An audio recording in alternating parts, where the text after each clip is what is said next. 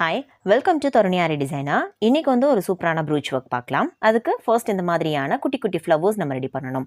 அதுக்கு டிரான்ஸ்பரண்ட் மாதிரியான ரிப்பன் இருக்கும் இல்லையா, ஆர்கான்சா ரிப்பன் அப்படின்னு சொல்லுவாங்க. அந்த ரிப்பன் எடுத்துக்கோங்க. எடுத்துட்டு இந்த அளவுக்கு ஸ்கொயர் ஷேப்பில் ரெண்டாக மடித்து அது பார்க்கும்போது ஸ்கொயர் ஷேப்பில் இருக்கணும். இந்த மாதிரி கட் பண்ணி எடுத்துக்கலாம்.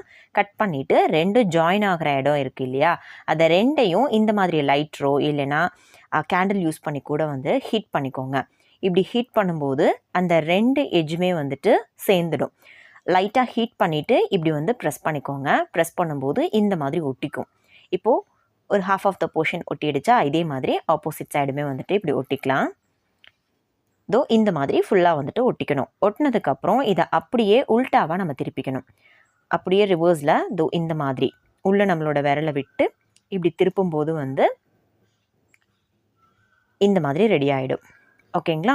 இப்படி ரெடி ஆனதுக்கப்புறமா அந்த ஹீட் பண்ண இடத்த நம்ம கீழே இருக்கிற மாதிரி ப்ளேஸ் பண்ணிக்கலாம். ப்ளேஸ் பண்ணிவிட்டு ஊசியில் நூல் கோர்த்து வச்சுருக்கேன். நீங்கள் செல்ஃப் கலர்லேயே நூல் எடுக்கிற மாதிரி பார்த்துக்கோங்க.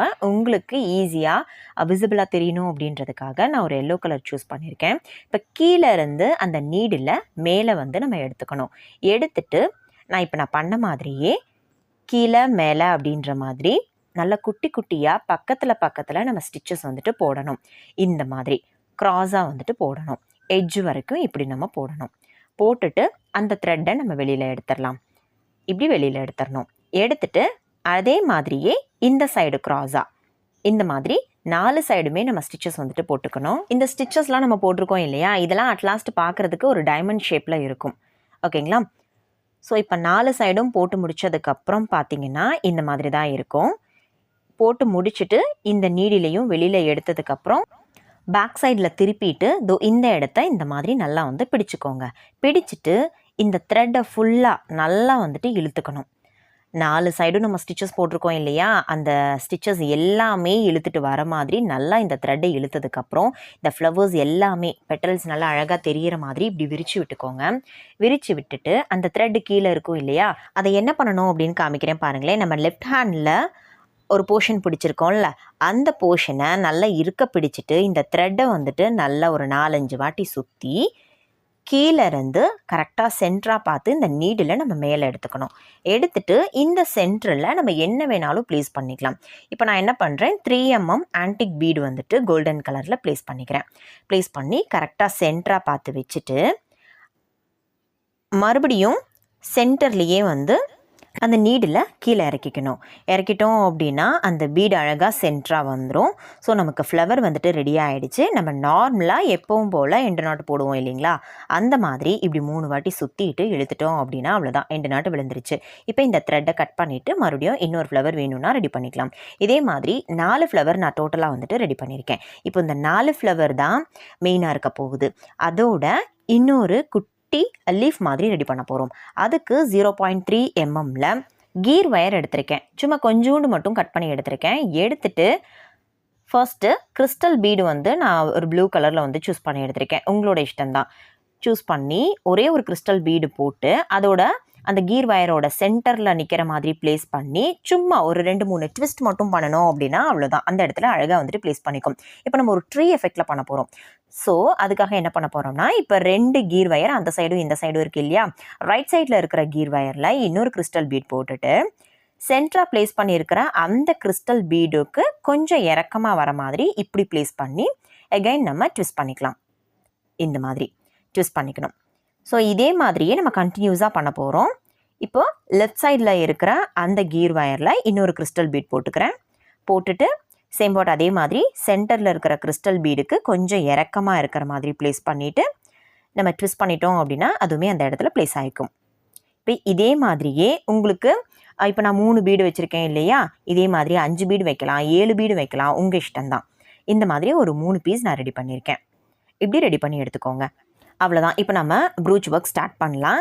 நீடிலில் த்ரெட்டை கோர்த்து எடுத்திருக்கேன். டபுள் த்ரெட்டாக தான் நான் எடுத்திருக்கேன். ஃபர்ஸ்ட்டு ஒரு பேர்ல் பீடு நான் ப்ளேஸ் பண்ணிக்கிறேன். 3mm பேர்ல் பீடு நான் சூஸ் பண்ணி எடுத்திருக்கேன். அதுக்கப்புறமா பீட்ஸ் எல்லாமே கண்டினியூஷனாக வரணும் அப்படின்னா இதுக்கு பக்கத்துலேயே நம்ம நீடில் வெளியில் எடுத்துக்கணும். எடுத்துகிட்டு ஆல்ரெடி நம்ம போட்ட பீடுக்கு உள்ளேயே இந்த நீடில் விட்டு எடுத்து நான் இப்போ ஒரு சல்லி பீடு, அதாவது டியூப் பீடு ப்ளேஸ் பண்ணிக்கிறேன். இதோட கண்டினியூஷனாக இன்னொரு டியூப் பீடு வந்துட்டு நான் ப்ளேஸ் பண்ணிக்க போகிறேன். இந்த மாதிரி இப்போ ஒரு ட்ரையாங்கிள் ஷேப்பில் நம்ம ரெடி பண்ண போகிறோம். நம்மளோட க்ரியேட்டிவிட்டி தான். இந்த இடத்துல இதுதான் வைக்கணும் அப்படின்ற எந்த கம்பல்ஷனும் கிடையாது. இப்போ பார்த்தீங்கன்னா கார்னரில் ஃபுல்லாகவே நான் வந்து பேர்ல் பீடு வர மாதிரி ப்ளேஸ் பண்ணியிருக்கேன்.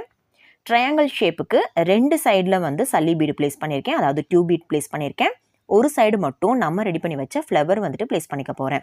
ஃபஸ்ட்டு எங்கெல்லாம் எப்படிலாம் வச்சா நல்லாயிருக்கும் அப்படின்றத வச்சு பார்த்துக்கிட்டேன். அதுக்கப்புறம் இப்போ ஸ்டிச்சஸ் வந்து போட்டுக்கலாம். ஃப்ளவரோட 4 பெட்டல்லையும் ஸ்டிச்சஸ் போடணும் அப்படின்ற எந்த அவசியம் இல்லை. ஜஸ்ட் சென்டரில் மட்டும் ஒரு 3-4 ஸ்டிச்சஸ் மட்டும் போட்டுக்கலாம். நல்லா ஸ்ட்ராங்காக அந்த இடத்துல ப்ளேஸ் ஆகிற மாதிரி 3-4 ஸ்டிச்சஸ் போடுறது தான் வந்துட்டு பெஸ்ட்டு. இதே மாதிரியே 4 ஃப்ளவரையுமே ஒன்றுக்கு மேலே ஒன்று இப்படி இருக்கிற மாதிரி நான் ப்ளேஸ் பண்ணிக்கிறேன்.